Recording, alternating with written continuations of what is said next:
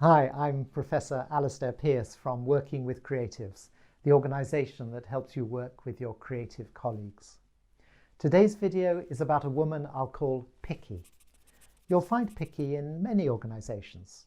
I hope this video will help you work with her happily and effectively. Picky is great. She works hard and is determined to produce the finest quality product she possibly can.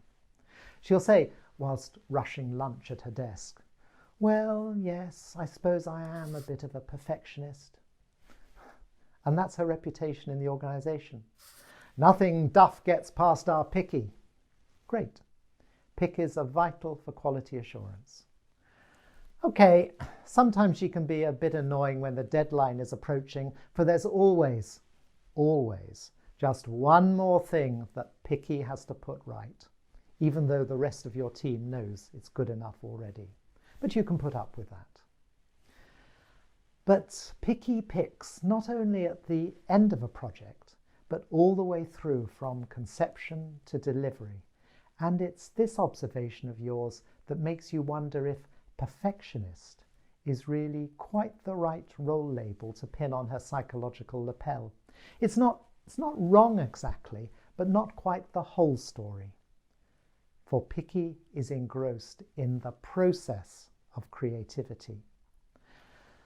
She might not be your most creative colleague in that old romantic sense of creative sitting alone in a turret room producing masterpieces by the light of a flickering candle, but she's certainly into the engineering and intellectual challenge of creativity, and she doesn't want that fascinating process to stop. Picking up problems, real or invented, is her way of prolonging the fun.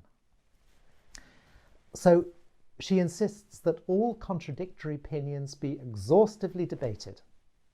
And you notice the way she loves to analyse and critique others' work, to pick at existing problems she's found and predict new ones that haven't yet emerged, if they ever will. For Picky, it's crosswords, Sudoku, and chess rolled into one. The tangible product, just as in those three games, isn't really the point at all. It's the intellectual, creative process she enjoys so much. And you notice that Picky, unlike some of the other creatives you work with, isn't really a loner. She's quite happy to work in teams, even prefers it, for that interaction with others provides the forum for endless debates with other Pickies, although you're not sure she would really like any of them to be pickier than she is. So perfectionist isn't wrong exactly, because near perfection is often the result of her work, but it's a kind of mask she wears over her true identity, Picky. Oh yeah, one other point. Although Picky, the apparent perfectionist, wouldn't thank you for pointing this out, she is in fact closely related to Playful. They're sort of cousins. Have a look at his video to see what I mean. So Pickies are very useful colleagues within many organisations, but they can sometimes be a bit tricky. Would it, for example, be wise to staff a project team only with Pickies? Or if a new product is simply to be a modification of a successful, tried and tested existing product, would it be sensible to include Picky in the team? And if your answer to that is yes, she'll make sure it works, exactly when in the development process should her expertise be introduced?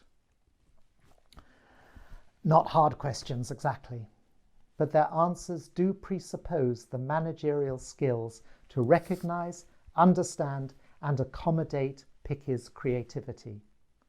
Does your company have those skills? Well, if you have any doubts about that, come along to my website at workingwithcreatives.co.uk to find out how working with creatives can help.